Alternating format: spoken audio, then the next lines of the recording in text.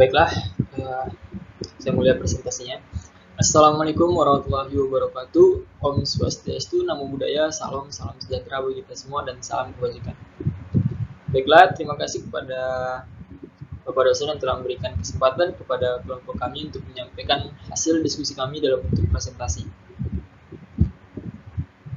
Baiklah, untuk materi kami itu tentang teknik komunikasi data digital. Sebelum kita masuk ke materinya, ada baiknya kami atau saya sebagai moderator menyampaikan atau memperkenalkan diri kami terlebih dahulu. Yang pertama itu Kurnia Sandi dengan NIM 210760015. Kemudian saya sendiri Habib Al-Farizi dengan NIM 2107614. Dan yang terakhir Vina Aulia Sapitri dengan NIM 2107607. Baiklah, setelah memperkenalkan diri, kami akan menjelaskan tentang map atau materi apa saja yang akan kami jelaskan nantinya. Yang pertama itu transmisi asinkron dan sinkron. Kemudian tipe-tipe kesalahan. Kemudian deteksi kesalahan. Kemudian setelah kita mendeteksi kesalahan tersebut, kita mengkoreksi kesalahan tersebut. Dan yang terakhir itu konfigurasi kanal. Untuk materi pertama akan saya sampaikan langsung, yaitu tentang transmisi asinkron dan sinkron. Pada buku Komunikasi Data dan Komputer dari William Sterling edisi ke-8 itu menjelaskan tentang pada proses transmisi data ada dua metode yang digunakan. Yang pertama itu asinkron dan yang kedua sinkron. Jadi sebelum kita masuk ke pengertian tersebut, kita menjelaskan terlebih dahulu tentang komunikasi data itu terlebih dahulu. Untuk dua perangkat yang dihubungkan melalui sebuah medium transmisi untuk memindahkan data, itu diperlukan suatu kerjasama tingkat tinggi. Biasanya data ditransmisikan 1 bit sekaligus di sepanjang medium atau waktu, timing. Bit-bit ini harus sama untuk transmitter atau pengirim dan receiver atau penerima. Ada dua teknik umum yang digunakan untuk mengontrol atau mengatur timing tersebut. Jadi pada komunikasi dua perangkat, pada prosesnya itu perlu waktu untuk disinkronkan, itu perlu waktu yang diatur agar data-data tersebut dapat diterima dengan baik. Dua teknik tersebut, itu yang pertama itu asinkron dan yang kedua sinkron. Baiklah, untuk yang pertama itu asinkron.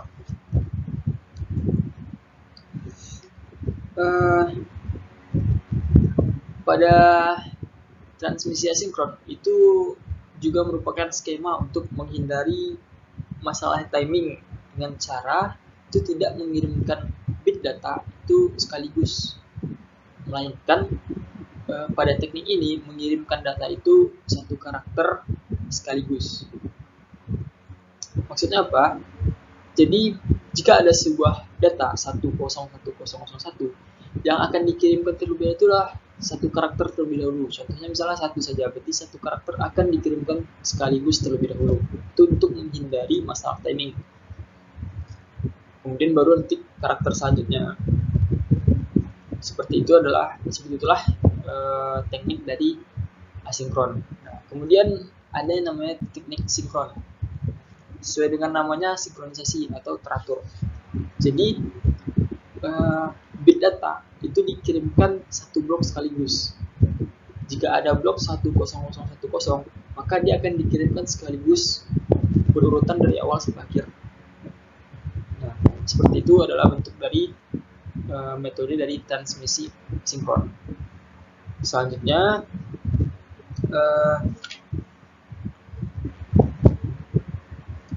untuk selanjutnya itu materi yang selanjutnya itu adalah tentang tipe-tipe kesalahan. Untuk materi ini akan disampaikan oleh Kurnia Sandi. Pada Kurnia Sandi dipersilakan. Baiklah, terima kasih atas kesempatannya. Di sini saya akan menjelaskan tentang tipe-tipe kesalahan. Nah, di tipe-tipe kesalahan itu secara umum itu terbagi dua, Pertama, tipe kesalahan bit tunggal, yang merupakan kesalahan yang terisolasi yang mengubah satu bit tetapi tidak mempengaruhi bit yang terdekat. Masalah ini terjadi karena adanya node putih. Ketika rasio signal to noise yang sedikit buruk secara acak cukup untuk membingungkan komputer receiver mengenai bit tunggal. Nah, kesalahan kedua itu adalah ledakan kesalahan. Itu terdapat cluster bit di mana terjadi sejumlah kesalahan, meskipun tidak semua bit dalam cluster mengalami kesalahan. Itu lebih umum terjadi dan sulit ditangani, disebabkan oleh noise input. Sebab lainnya itu fading dalam lingkungan mobile nirkabel. Selanjutnya itu deteksi kesalahan. Di deteksi kesalahan itu terbagi beberapa. Itu di sini dijelaskan di buku itu dua cara deteksi kesalahan. Nah, cara pertama itu cek paritas, yang mana itu deteksi kesalahan yang membubuhi sebuah bit paritas pada akhir sebuah blok. Contoh umumnya adalah transmisi karakter, di mana sebuah bit paritas disertakan pada masing-masing karakter IRA 7 bit. Selanjutnya itu sling reduksi check atau CRC. Nah, di sini terdapat 3 cara yang ekuivalen: modulo 2 aritmatika, polinom, dan logik digital. Yang dimaksud dengan modulus 2 aritmatika itu adalah menggunakan penambahan atau pengurangan dengan tanpa pembawa, yang merupakan operasi eksklusif OR atau XOR. Nah, selanjutnya itu polinom. Polinom adalah cara kedua untuk memproses CRC yang menyatakan semua nilai sebagai polinom dengan variabel dummy X dengan koefisien biner, koefisien yang bersesuaian dengan bit dan angka biner. Nah, yang terakhir itu logik digital. Logik digital itu adalah proses CRC yang dapat direpresentasikan dengan dan benar-benar diterapkan sebagai sebuah sirkuit pembagian terdiri dari gerbang XOR dan shift register atau register geser. Nah, register geser sendiri adalah sebuah string dari perangkat stroke atau penyimpanan 1 bit. Terima kasih.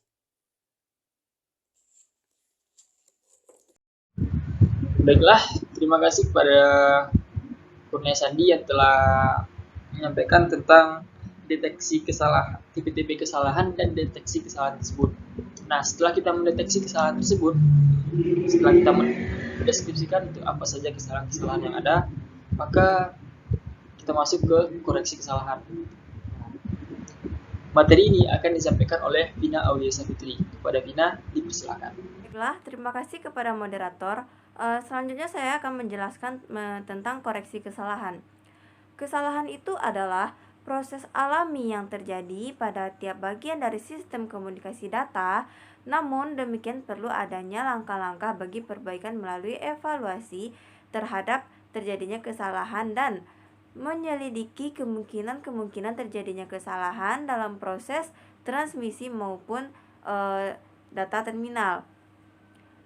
Salah satu sistem kontrol kesalahan yang sederhana ataupun yang sangat kompleks dapat disisipkan pada bagian-bagian yang telah terdeteksi pada langkah pertama tadi.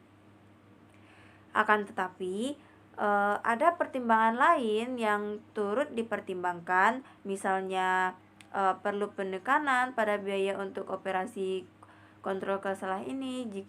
Jangan sampai melebihi dari biaya sehingga membuat sistem yang dibangun menjadi mahal.